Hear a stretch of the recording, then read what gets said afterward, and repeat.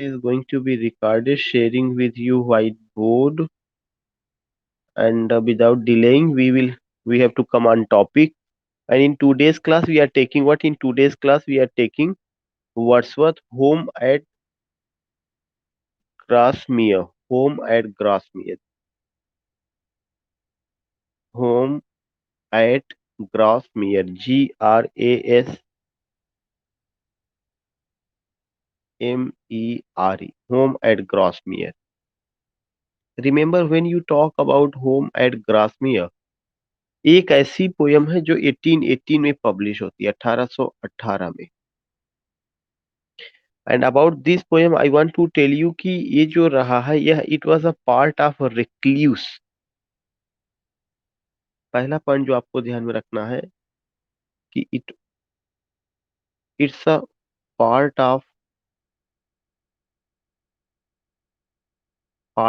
रिक्ल्यूस।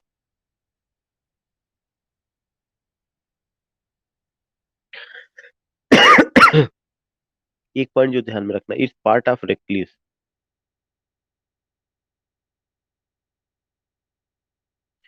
दूसरा point, in it Wordsworth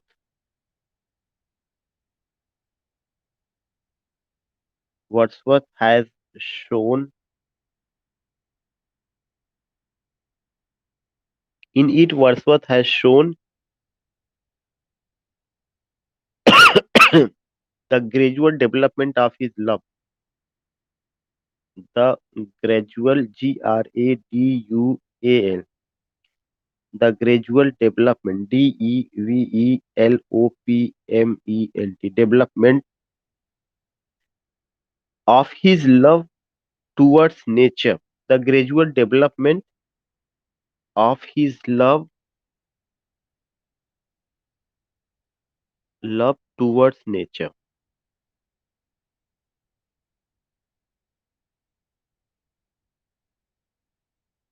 This is another important point.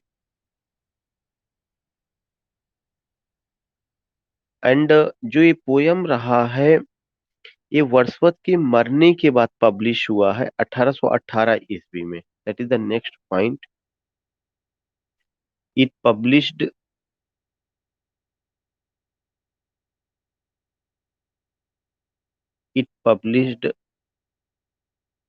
After the death of Wordsworth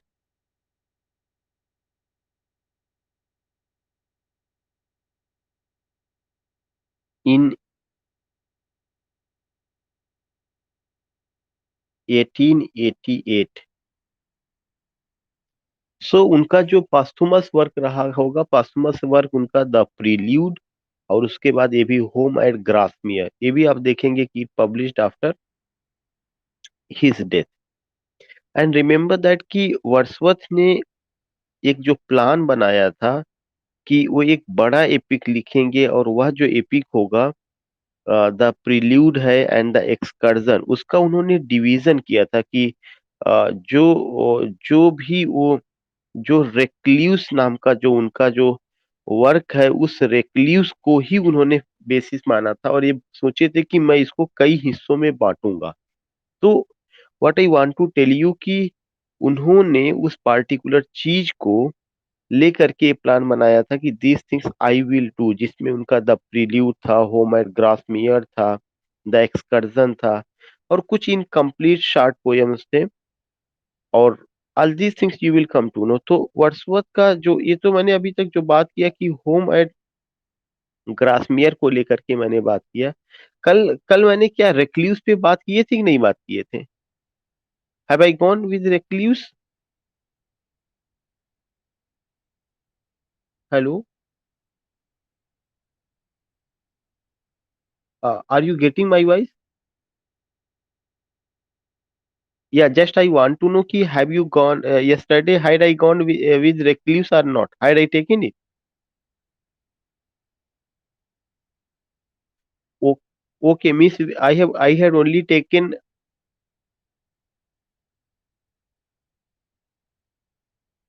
the prelude, the excursion and the birds.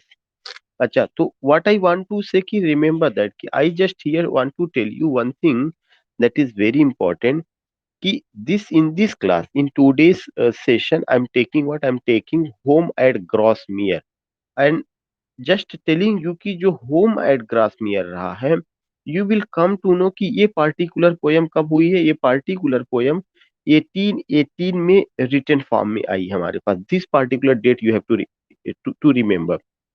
But this poem जो है यह किसका हिस्सा रहा? It's a part of recluse. यह जो है रेक्ल्यूस का हिस्सा रहा है। रेक्ल्यूस जो है वर्ड्सवर्थ का एक तरह से कहा जाए कि उनका अपना एक ड्रीम प्रोजेक्ट था कि मैं उस पर काम करूंगा, वह उसको करना चाहते थे और उस रेक्ल्यूस को करते समय उन्होंने उसको कई कई हिस्सों में बांटा है कि रेक्लूस में किन किन चीजों को मैं शामिल करना चाहता था। तो एक तो पहला चीज कि होम एट ग्रासमेयर खुद यह रेक्ल्यूस का हिस्सा है। दूसरा चीज कि इसमें वर्ड्सवर्थ ने किसके बारे में बात किया हुआ है? वर्ड्सवर्थ ने इसमें दिखाया है कि उनका जो लव है gradually how it is going to develop या how it is going to grow gradually for home for nature, nature को लेकर के। तो in it Wordsworth has shown the gradual development, that is another important point, the gradual development। this important point you have to remember, the gradual development. For what the gradual development? The gradual development of his love towards nature। Nature मैंने बताया कि हर जगह जो है जो उनका बात करने का अंदाज होगा, जो तरीका है, उसमें ये एक बहुत इंपॉर्टेंट फैक्टर रहा या एक पॉइंट रहा of his love towards nature. दूसरा चीज की इट ये जो पोयम है it published after the death of Wordsworth in 1888। This particular date you have, तो एक तो 1818 में रिटेन है, 1888 में पब्लिश हुआ है, तो it's the posthumous work of that man. यह उसका पास्थुमस वर्क रहा जो हमें ध्यान में रखना है। और होम एट ग्रासमेयर किसका हिस्सा? It's the part of recluse. Now we are going to take the recluse.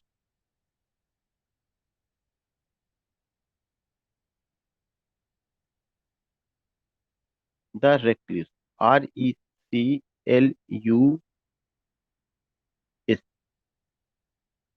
The recluse. I think I'm getting noise, background noise. Perhaps Sarika madam, are you saying something?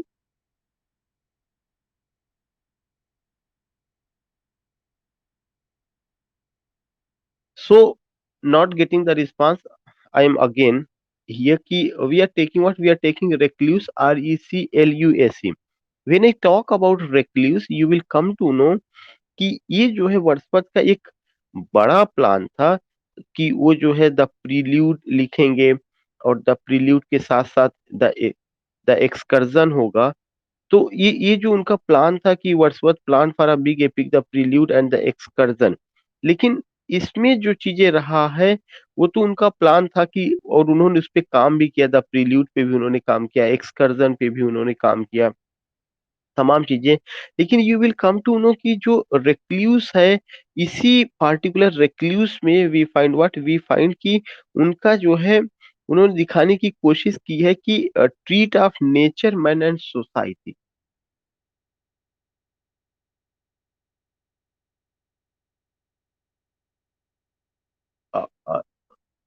Sarika madam, I think कि आपने mute नहीं किया अपने आप को। Sarika madam,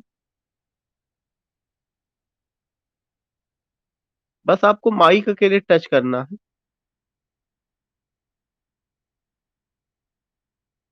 अच्छा, हल्का से एक बार आप टच कर दीजिए, बस बार बार टच करेंगी तो।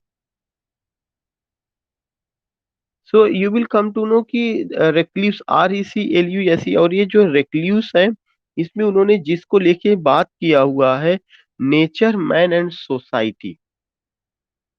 Nature man and society, nature man and society को लेके उन्होंने बात किया हुआ है। और जो जो प्रिल्यूड रहा है यह जो है खुद रेक्ल्यूस का, द प्रिल्यूड इज द मतलब एक तरह से जो उनका जो प्रोजेक्ट था, उस प्रोजेक्ट में द रेक्लूस में वह जिन चीजों को शामिल करना चाहते थे, उनमें उन्होंने प्लान था कि इन इन चीजों को शामिल किया जाएगा। कौन कौन सी चीजों को शामिल किया जाएगा? द प्रील्यूड, उसके बाद एक और होम एट ग्रासमियर, जो अभी हम लोगों ने पढ़ा है, home at ग्रासमियर।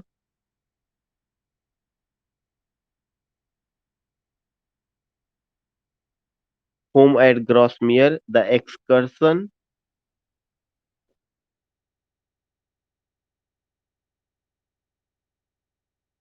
CUSION, the excursion. और कुछ और उनकी शार्टर पोयम्स और इनकम्प्लीट पोयम्स, तो you will come to know कि ये उनके प्रोजेक्ट का हिस्सा रहा है, जहाँ पे उन्होंने इसको लिया है, या इसको उन्होंने, एक उनका टारगेट था कि इस तरह की चीजें होंगी। तो जो रेक्ल्यूस है, वह किस शक्ल में आता है? अगर देखा जाएगा तो वह प्रील्यूड की ही शक्ल में आता है, वह होम एट ग्रासमियर की शक्ल में आता है। लेकिन उनका एक प्लान ये था कि इन सबको मिला करके मैं रेक्ल्यूस को करूंगा। So you will come to know कि I have taken what, I have taken the recluse. और ये चीज कहा जाता है कि जो रेक्ल्यूस है, एक उनका जो है ड्रीम प्रोजेक्ट था, उस पर वो काम करना चाहते थे। और काफी, और उसमें उन्होंने तीन चीजों को लेके बात की है, नेचर, मैन और सोसाइटी को लेकर के। तो नेचर, मैन और सोसाइटी, इसमें जो जिन चीजों को इंक्लूड करना चाहते थे, द प्रील्यूड है, होम एट ग्रासमियर है, द एक्सकर्जन है, लेकिन वो सब बहुत टुकड़ों में करके आई हुई है। तो इस तरह की चीजें हम देखते हैं, जो पार्टिकुलरली वर्ड्सवर्थ के लिए, या वर्ड्सवर्थ का जो वर्क रहा है, जो बड़े वर्क में शुमार किया जाता है, उसमें ये चीजें रही हैं। अच्छा, अब एक और चीजें जो मैं थोड़ा सा शेयर करना चाहूंगा कि कल जब मैंने द प्रील्यूड लिया था, तो प्रील्यूड की कुछ इंपॉर्टेंट लाइंस है, उसे मैं यहाँ पे ही लिखवाना चाहूंगा। क्यों? चूंकि प्रील्यूड का रिलेशन रेक्ल्यूस तक रहा था, प्रील्यूड बार बार आता, तो now we have done our job. अब हम चाहते हैं कि उसकी जो एक दो इम्पोर्टेंट लाइन है, मैं उसको बात करूं। So here I want to tell you, what here I want to tell you, important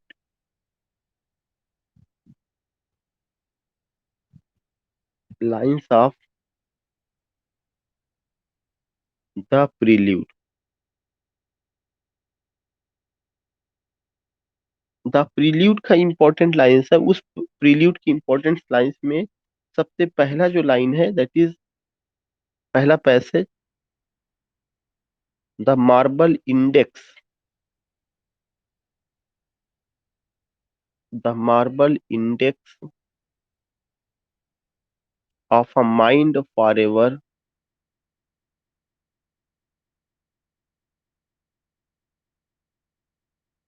the marble index of a mind forever, voyaging, VOYA,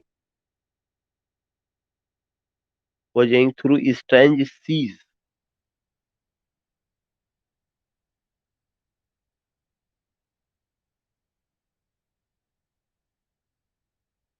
seas of thought alone।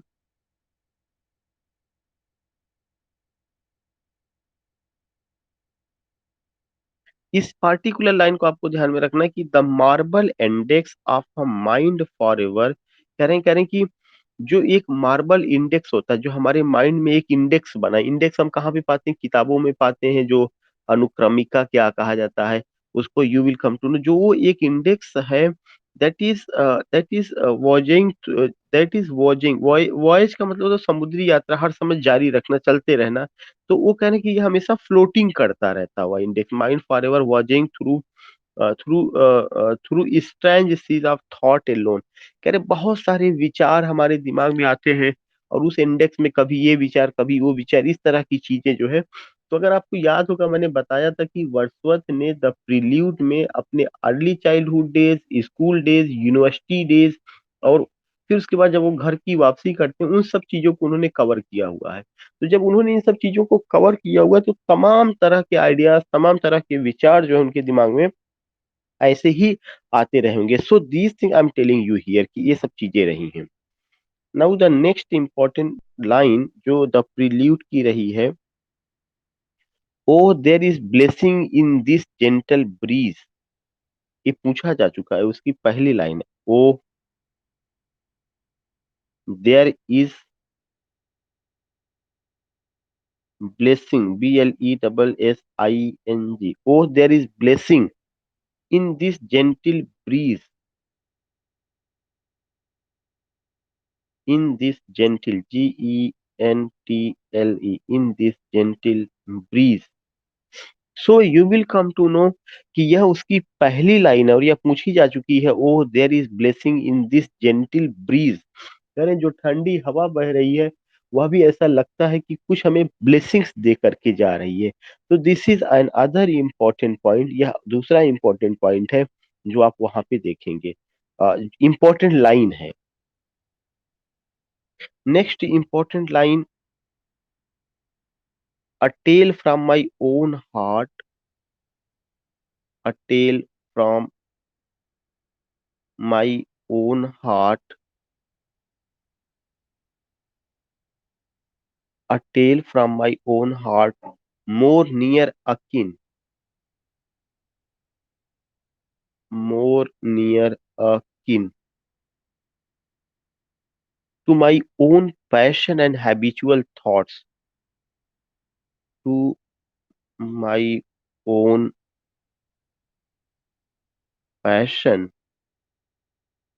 and habitual, to my own passion and habitual thoughts.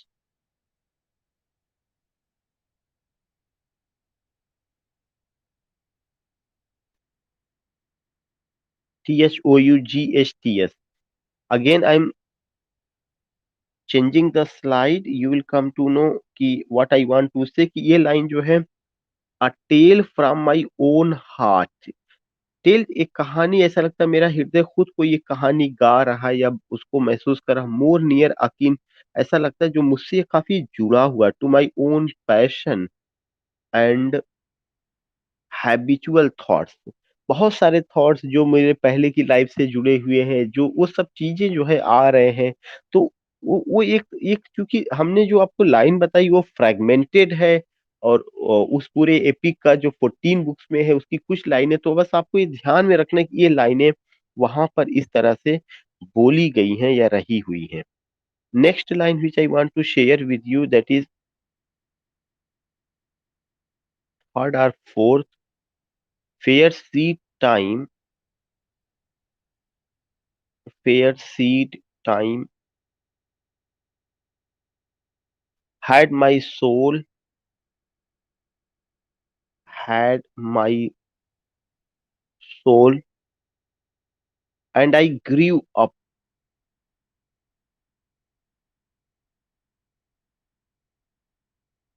and I grew up. Fair seed time had my soul, and I grew up, fostered alike by beauty,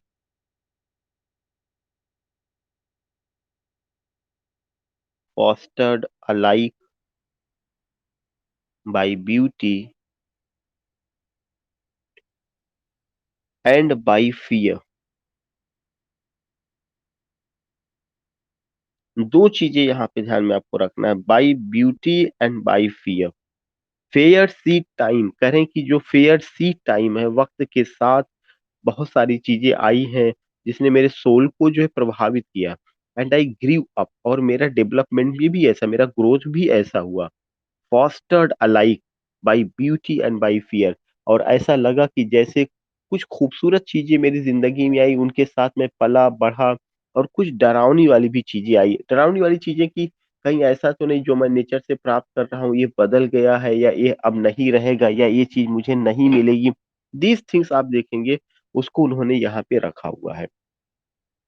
और मैंने आपको जब कल मैंने class लिया था तभी मैंने आपको बताया था कि द फ्रेंच रिवॉल्यूशन नाम का जो उनका पोयम है, वह द प्रील्यूड का भी, प्रील्यूड का ही हिस्सा रहा है। तो उसकी लाइन जो है मैंने एक दो कोट किया था, और मैंने बताया था कि वो बुक सेकंड में कहाँ से कहाँ तक रहा है। तो द फ्रेंच रिवॉल्यूशन की एक लाइन जो कि द प्रील्यूड का ही हिस्सा है, उसको मैं यहाँ पे कोट करना चाहूंगा, and that will be I think the fourth, fourth line, you will come to know कि जो उसमें बताया गया है या जो रहा है, यू, एक है Europe, Europe at the time was thrilled.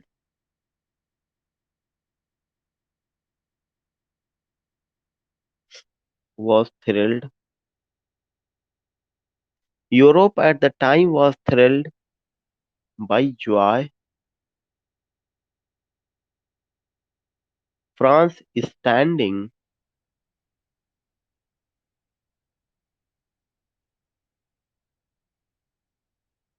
France is standing at the top of the golden hour,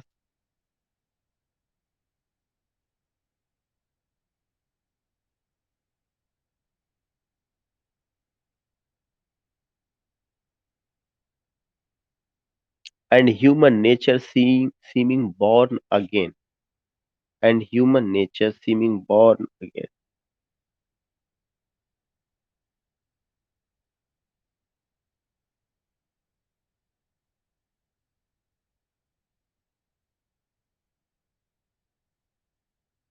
So you will see this is another important point कि Europe at the time was thrilled with joy.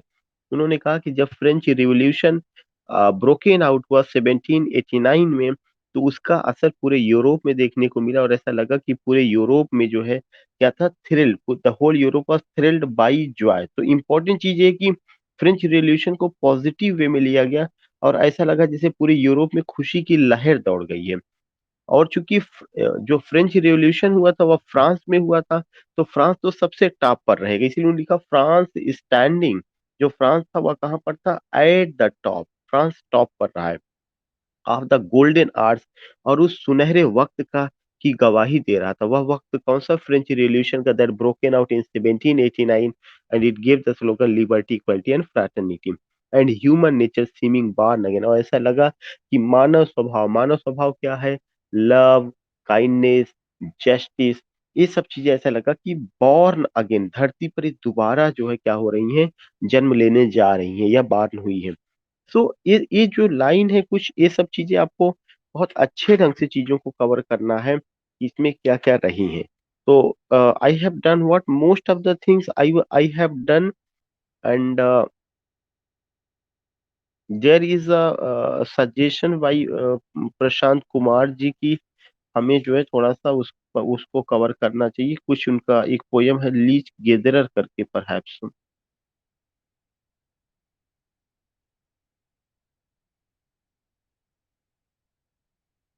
या just taking, first I have to erase it.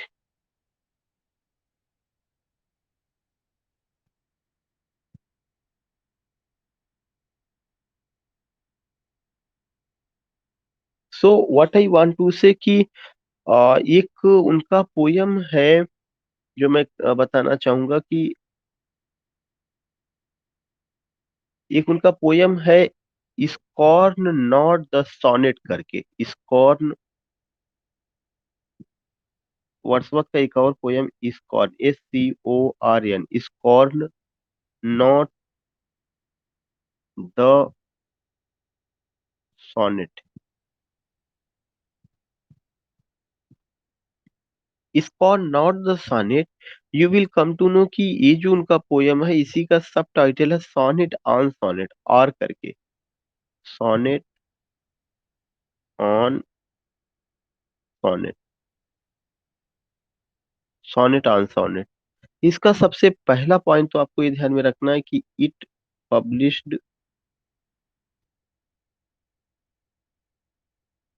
इन 1827। दूसरा, इन it Wordsworth, in it Wordsworth shows his Wordsworth favors favors sonnet,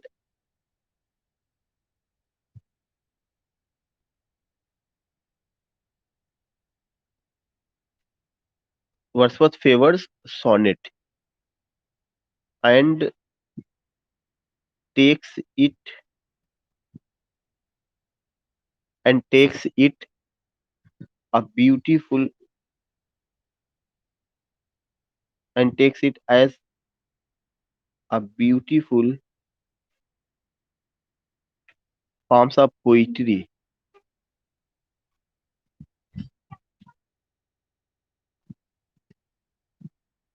forms of poetry.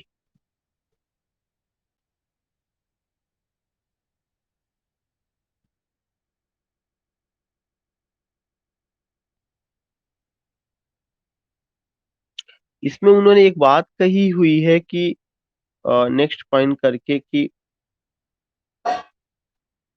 Do not criticise do not criticise size sonnet sonnet form of the poetry. देखो फिरोज भाई जग रहे हैं, पूछ लो।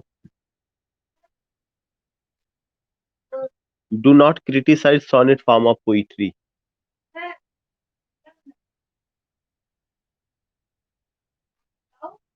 Next point की उन्होंने इस सोनेट में और जिन लोगों का ग्रेट पर्सनालिटीज का नाम बताया कि सोनेट ऐसा नहीं कि इन्होंने लिखा है बल्कि बहुत सारे लोगों का वो नाम, तो वो जो है क्या करते हैं कि वो मेंशन करते हैं कि एक्सेप्ट उनके अलावा भी और लोगों ने, जैसे उन्होंने नाम मेंशन किया है, शेक्सपियर, शेक्सपियर, पेट्राच, शेक्सपियर, पेट्राच, दांते, स्पेंसर, स्पेंसर एंड मिल्टन, इन लोगों ने भी सोनेट लिखा हुआ था। तो ही सेज दैट कि ऐसा नहीं कि सोनेट कुल मिलाकर के in this poem he admires sonnet, that is a popular that is a popular form of poetry and से तो कुछ लोगों ने सोनेट लिखने को क्रिटिसाइज किया था, तो इसमें उन्होंने सोनेट को डिफेंस किया हुआ है और कहा बड़े बड़े लोगों ने सोनेट को कंपोज किया है, this is why we should not criticise sonnet were whose compose sonnet. और ये नहीं कहना है कि सोनेट जो है एक अच्छा फॉर्म्स ऑफ पोइट्री नहीं है, बल्कि यह बहुत ही अच्छा फॉर्म्स ऑफ पोइट्री है और we don't have to criticise, हमें इसकी क्रिटिसाइज नहीं करना चाहिए। इवन शेक्सपियर ने शेक्सपियर वर्ड्सवर्थ ने इसमें कहा है, शेक्सपियर के बारे में उन्होंने कहा है कि Shakespeare unlocked unlocked his heart, Shakespeare unlocked his heart. ये बात उन्होंने कही कि शेक्सपियर ने सोनेट में अपने हार्ट को अनलॉक किया, वो Shakespeare unlocked his heart. And Milton के बारे में कहा है उन्होंने, एंड मिल्टन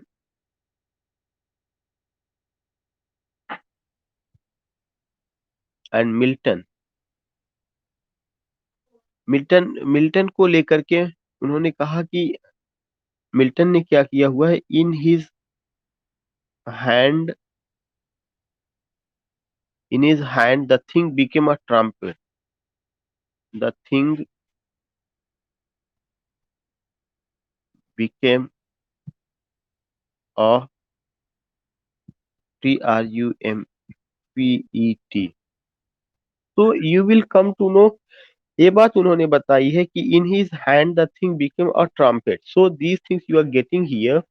और इस तरह से ये भी बहुत इंपॉर्टेंट पोयम उनका रहा है, विच आई हैव टेकन या which I have covered. So you will go कि ये सारी चीजें हमें ध्यान में रखना है कि उन्होंने किन किन चीजों को लेकर के बात किया हुआ है।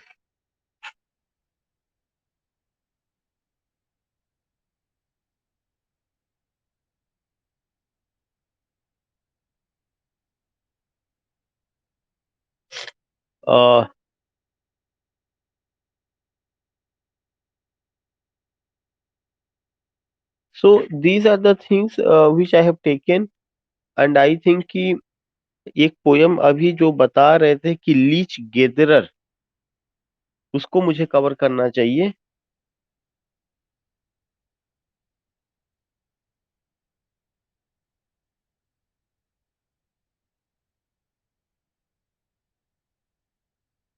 Just I want to know कि have I taken the daffodil. अच्छा, तो डैफोडिल भी बहुत इंपॉर्टेंट पोयम है। First I would like to take daffodil. ये इसकी लाइनें आ चुकी हैं। नेक्स्ट पोयम जो मैं डिस्कस कर रहा हूँ, द डैफोडिल। एक फ्लावर का नाम है डैफोडिल। और I wandered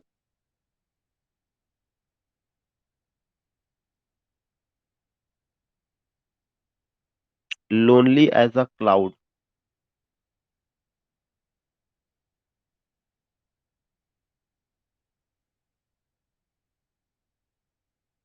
this is the subtitle. जो डैफोडिल जो उनका पोयम है, इसका सब टाइटल है और I wandered lonely as a cloud. So you will come to know कि ये जो पोयम रही है, the daffodil, this particular poem, या I I wandered lonely as a cloud, this particular poem, इसके बारे में पहला पॉइंट कि it published in 1807। It published in 1807। और ये जो पोयम रहा है, या ये लिरिक है, it's a lyrical poem.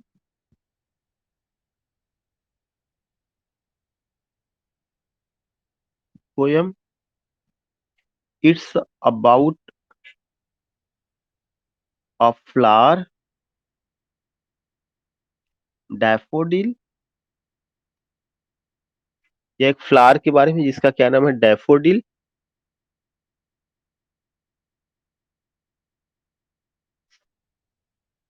A tall yellow flower. A tall yellow flower, colour उसका कैसा होता है, येलो फ्लावर है। येलो फ्लावर है। और national symbol of Wales. National symbol, जैसे अपने यहाँ का नेशनल सिंबल रोज है, वैसे वो भी जो है नेशनल सिंबल ऑफ, अपने यहाँ का लोटस परहैप्स है, नेशनल सिंबल ऑफ वेल्स। ऐसे ही वेल्स का ये national symbol daffodil.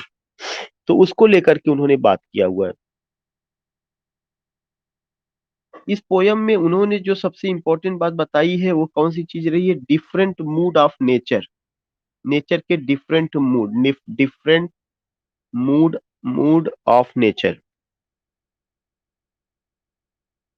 Different mood of nature, इस पर उन्होंने बात किया हुआ है।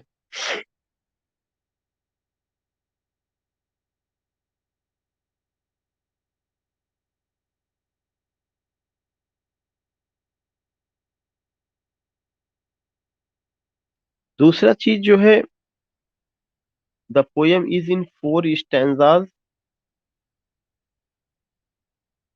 The poem is in 4 stanzas, having 6 lines each. Having 6 lines each. जो पोयम है वो 4 स्टैंजाज में, और हर स्टैंजा में कितना लाइन है, 6 लाइन है, तो 6 चौको 24 हो गया ऐसे ही। और तो you will come to know. और ये जो पोयम है, ये उन्होंने क्या किया है, एक लेक है, उस लेक का नाम था यूवोल्स। वहां पे वो गए हुए थे, तब उन्होंने इसको किया हुआ था।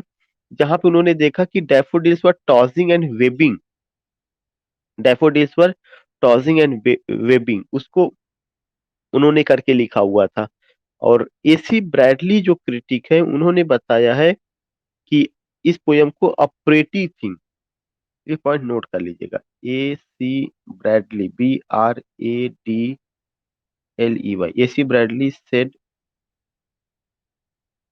It's a pretty thing.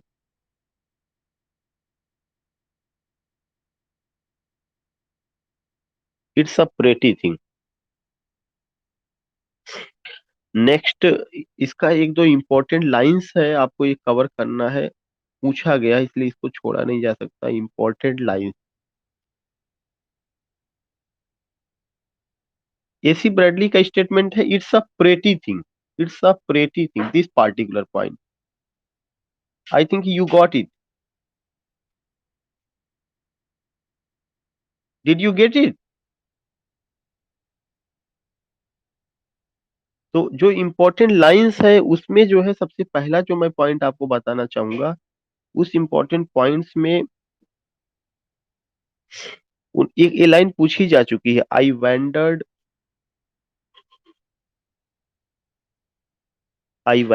Lonely as a cloud, I wandered lonely as a cloud that floats on high over vales and hills, that that floats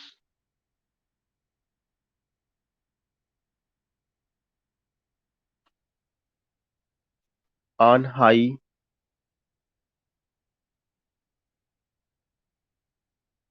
over vales and hills.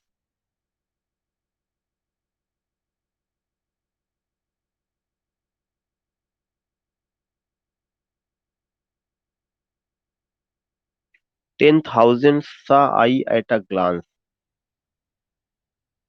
ये तो हाइपरबली के लिए कई बार पूछा जा चुका है। 10,000 I saw at a glance। 10,000 I saw at a glance, tossing their heads sprightly dance, tossing their heads sprightly dance।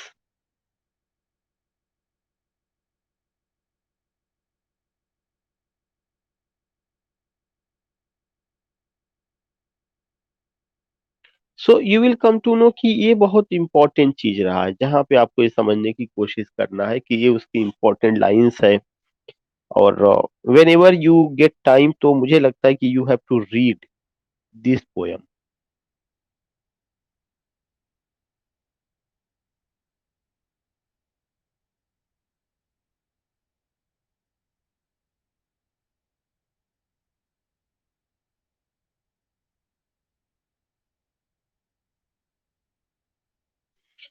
एक छोटी सी और पोयम है उनका, जिसका नाम है द टेबल्स टर्न्ड। मुझे लगता है मैंने ये भी नहीं कवर किया था। The tables turned. और ये जो टेबल्स टर्न्ड जो पोयम है, इट इट वाज कंपोज्ड इन 1798। और ये जो पोयम है, इस पोयम में उन्होंने एक चीज आपको बस ध्यान में रखना है कि he tells you the significance of education which he got in the world of nature, या which he got in the company of nature. The tables turned एक उनका न्यू पोयम है जिसको मैं लेके बात कर रहा हूँ। और इसी का और करके the education of nature, education of nature तो याद होगा कि सब टाइटल जो दिया गया था प्रोफेसर पॉल ग्रेव के द्वारा। और द एजुकेशन ऑफ नेचर सब टाइटल किसका था? थ्री शी ग्रीव का।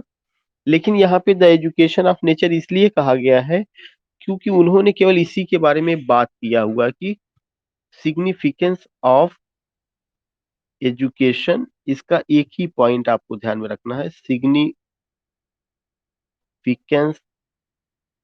Significance of nature, significance of nature in providing education.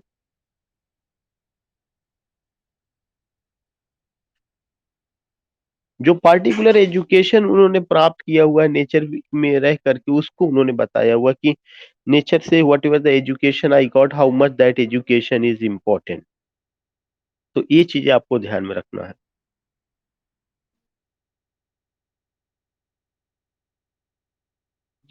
जी। ये नहीं, वो तो मैं पहले बता दिया था, थ्री ईयर शी ग्रीव वाले में। वो ये चीज यहाँ पे एजुकेशन ऑफ नेचर ये यहाँ पे इसको ऐसा कहा जा रहा है केवल उसके सिग्निफिकेंस, ये इसका सबटाइटल नहीं बनेगा। सबटाइटल जो एजुकेशन ऑफ नेचर जो प्रोफेसर पालग्रेव ने दिया था वो 3 इयर्स शी ग्रीव के लिए दिया हुआ था। ये तो केवल ऐसे इसको in another way it has been presented. सही से जो टाइटल है वो जो है 3 इयर्स शी ग्रीव के लिए वो चीज़ रहा है। लेकिन यहाँ पे चूँकि सिग्निफिकेंस ऑफ नेचर रहा है, इसलिए वो चीज़ रही है। और जिस आदमी ने कहा उसका नाम है professor Palgrave, PALGRAV।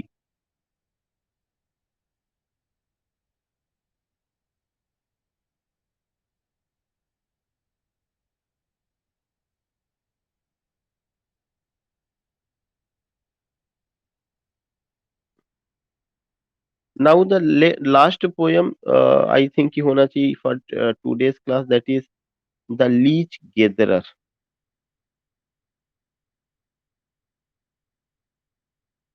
GATHERER, the leech gatherer or resolution and independence. इसी का सब टाइटल है रिजोल्यूशन एंड इंडिपेंडेंस।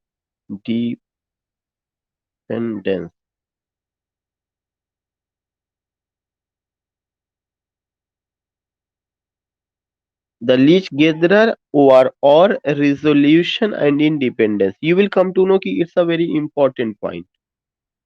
जो एक पोयम है, इस पोयम के बारे में आपको जो ध्यान में रखना है कि ये जो पोयम है 1802 में एक कंपोज की गई है ग्रॉसमियर, जहाँ पे पोएट रिसाइड कर रहे थे।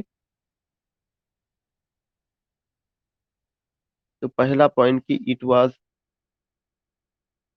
Composed in 1802 at Grasmere where the poet was residing.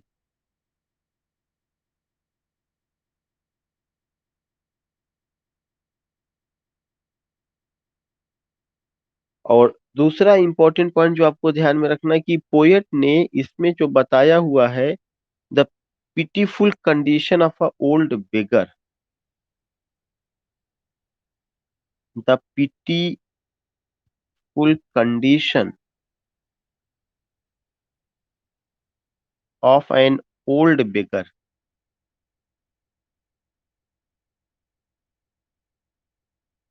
Pitiful condition of an old beggar को उन्होंने लेकर के बात की है कि उसकी कितनी दयनीय स्थिति हो जाती है।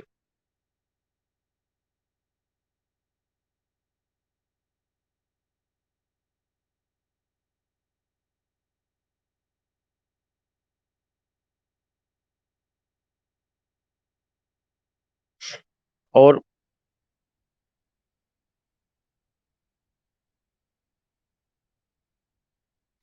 ये तो है ही है कि ये ब्लैंक वर्ड्स में लिखा गया, लेकिन इसका जो स्टैंजा रहा है rhyme royal stanza.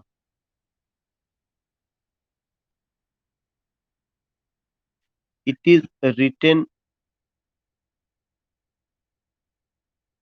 In rhyme royal stanza.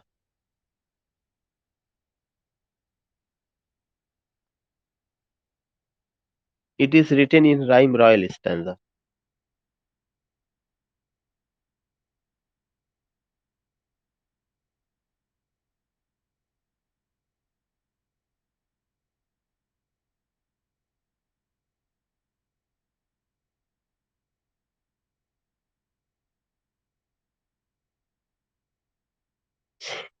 So this thing you will come to no.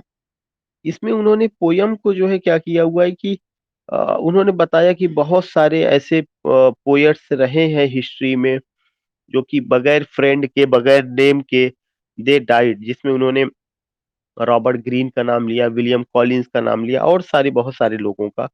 इस तरह से चीजें उन्होंने, और ये कहीं ना कहीं सेल्फ लर्निंग के लिए भी ये पोयम लिखा गया था कि कुछ खुद से भी आदमी उससे नसीहत ले। और इसमें जो है उन्होंने पोयम को जब कंपोज किया तो उसको जो उनका उन्होंने कई हिस्सों में बांटा हुआ है। एक हिस्सा हिस्सा उनका है कि नेचुरल डिस्क्रिप्शन है। एक हिस्सा पोयम में जो है नेचुरल डिस्क्रिप्शन है।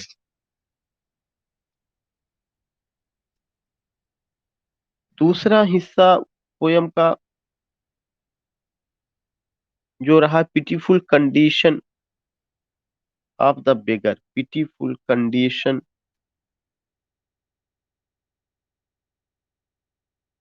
Of the beggar.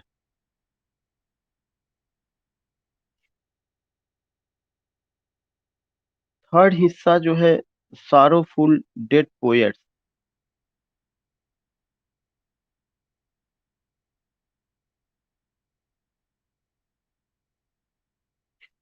Fourth condition, the story of the leech गेदरर।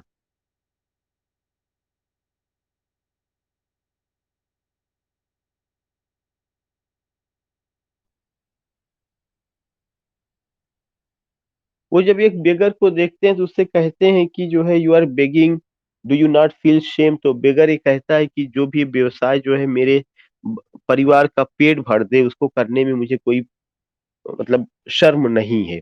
इस तरह की चीजों को लेकर के फिर उन्होंने बताया कि हिस्ट्री में बहुत सारे ऐसे राइटर्स रहे हैं जिनके अपने कोई फ्रेंड नहीं थे, जिनका अपना कोई नेम और फेम नहीं था, they died, they are no more in this world. तो एक तरह का यह पोयम ऐसा था जो सेल्फ लर्निंग को भी लेकर के बात करता है, जो वहां पर भी चीजों को उठाता है।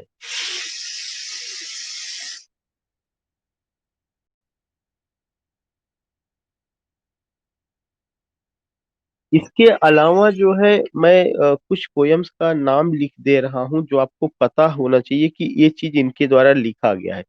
जब आप जो है बात करते हैं लूसी पोयम में, तो लूसी पोयम में कौन कौन सी पोयम आती है, वो आप एक जगह नाम लिख लीजिए।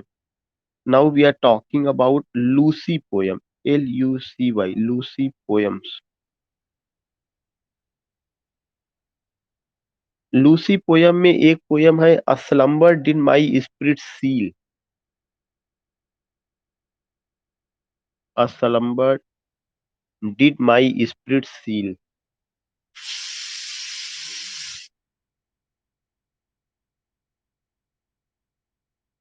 ये एक पहली poem, a slumber did my spirit seal, ये लूसी पोयम का एक पोयम है। लूसी पोयम में एक दूसरी पोयम है, strange fits of passion have I known. Strange fits of passion, passion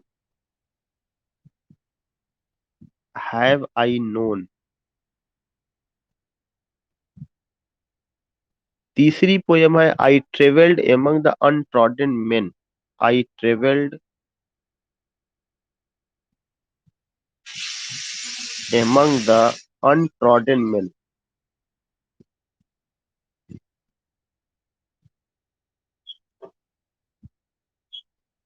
I travelled among the untrodden main.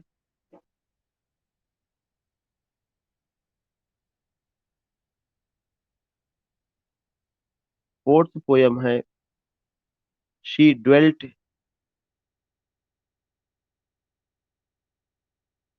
She dwelt among the untrodden veg.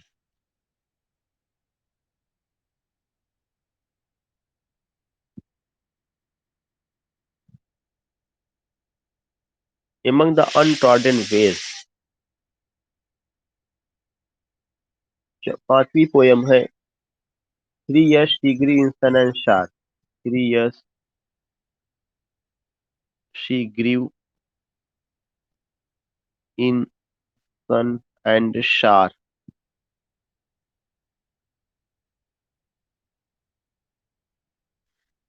ये सब जो पोयम है पब्लिश हुई है प्रीफेस टू लिरिकल बैलड में।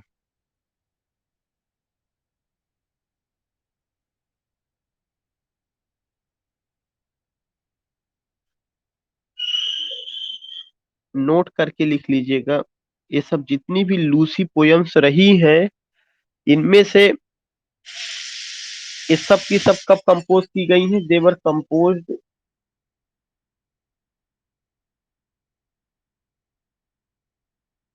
इन 1799 and published in 1800। In 1800। इसमें से जो इनकी पोयम है, I travelled among the untrodden ways, जो थर्ड वाला मैंने बताया, I travelled among the untrodden ways, वो 1801 में पब्लिश होती है। तो एक वही तीसरी छोड़ करके बाकी सब 1800 में आई है, वो भी 1800 का मतलब प्रीफेस टू लिरिकल बैलड।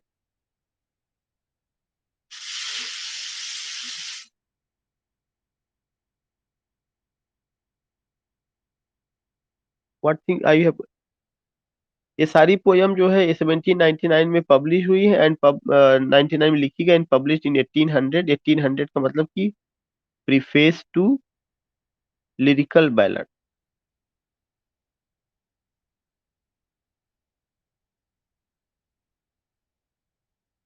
और जो थर्ड वाला पोयम, जैसे पांच पोयम का नाम लिखा है, तो पांच में से जो थर्ड वाली है, I travelled among the untrodden ways, वो जो है क्या है कि 1801 में आई हुई है।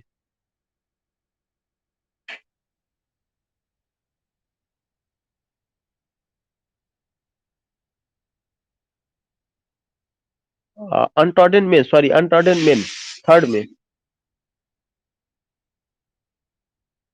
1801।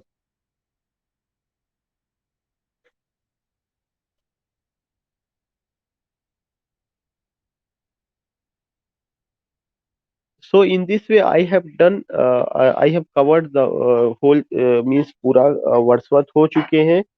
और जो लोग टीजीटी की तैयारी कर रहे हैं उनको ये ध्यान में रखना है कि मात्र एक राइटर रह गए हैं, और वो भी जॉन गाल्सवर्दी हैं। और हिस्ट्री में अगर आप देखेंगे तो विक्टोरियन एज और मॉडर्न एज रह गया है। तो कल भी हमसे कई लोग ये कह रहे थे कि सर बहुत ज्यादा जो है समय जो है मोबाइल पे, first I have to close recording.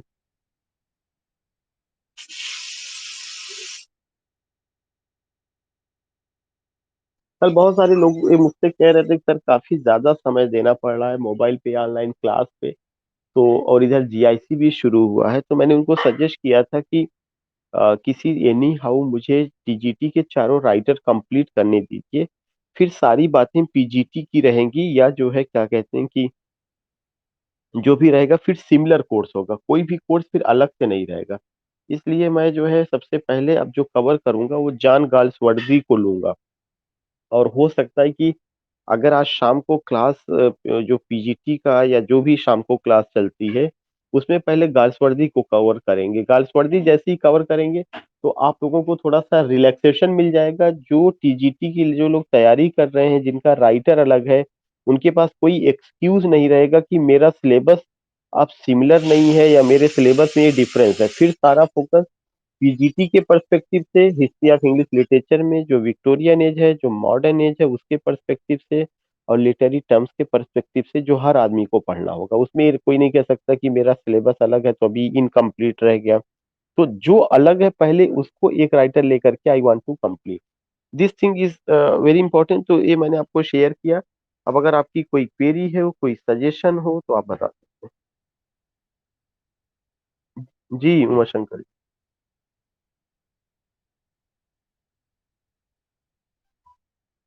हाँ, शाम को 6 बजे का मतलब कल से केवल सुबह और शाम दोनों मीटिंग में गर्ल्स वर्दी। एनी हाउ हमें गर्ल्स वर्दी को कंप्लीट करना है विद इन अ वीक में। हाँ सिस्टर जी।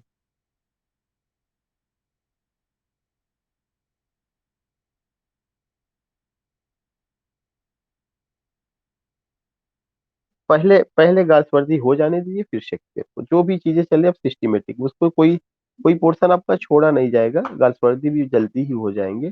या अगर ऐसा होगा तो पहले आज शेक्सपियर करा देंगे आपका भी जो है, तो पहले आज शेक्सपियर ही करा देंगे। ठीक है, ठीक है, आज आज शेक्सपियर करा देंगे। कोई बड़ी चीज नहीं है, आज जो है शेक्सपियर कवर करा देंगे। तो आफ्टर, हाँ, हाँ 2 क्लास में हो जाएगा। आज शाम को कल तक अगर कर देंगे हो जाएगा। तो बहुत सारे जो कंफ्यूजन है वो भी लोग। और जी,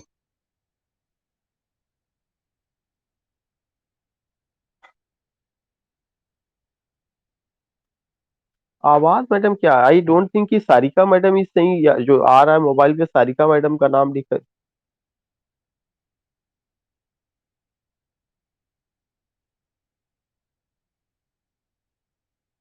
वो भी पास्टमस वर्क है, वो तो उसी दिन बताया गया था मैडम। पास्टमस का मतलब जो उनकी डेथ,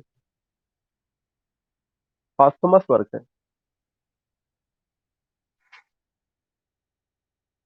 दो होंगे तो दोनों भी, ऐसा वो कुछ भी नहीं देगा। जब अगर देगा तो इतना उसके पास क्वेश्चन बनाते समय सेंस रहना चाहिए कि हाँ जो है पास्टमस वर्क में ये सब चीजें आ रही हैं, उनकी डेथ के बाद जो पब्लिश हो तो पास्टमस आएगा ही।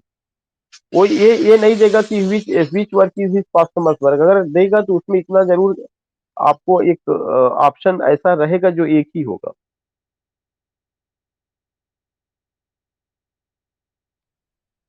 एनी अदर पर्सन, किसी को कुछ कहना है? Now because I have time, तो whatever you want to say, whatever advice you have, you can give.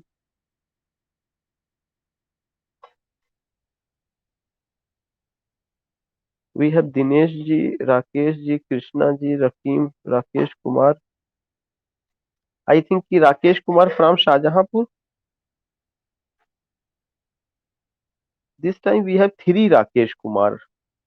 एक तो राकेश यादव हड़िया, और एक राकेश कुमार, फिर अनदर राकेश कुमार। और मुझे लगता है एक राकेश जी मुंबई से होंगे और एक Rakesh ji from Shahjahanpur.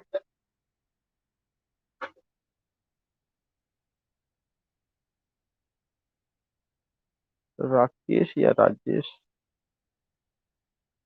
Now we have two Rakesh. Rakesh, can you tell me, Rakesh हड़िया को छोड़ करके जो दोनों राकेश हैं वो लोग कुछ। Not getting your voice. We have Rehan ji, Neha ji, Uma Shankar ji, Shilpi madam, Ambika, Manish ji, Rajesh ji from I think Mumbai से हैं, Preeti Sagar, Dwiveria madam, Rakeem ji, Prashant, Bushra is also here. So I think now we should conclude. Yeah, we should end this session. We will. I will meet you in the evening. Evening में 5 बजे जो class आपकी चलती है उस पर बात करेंगे।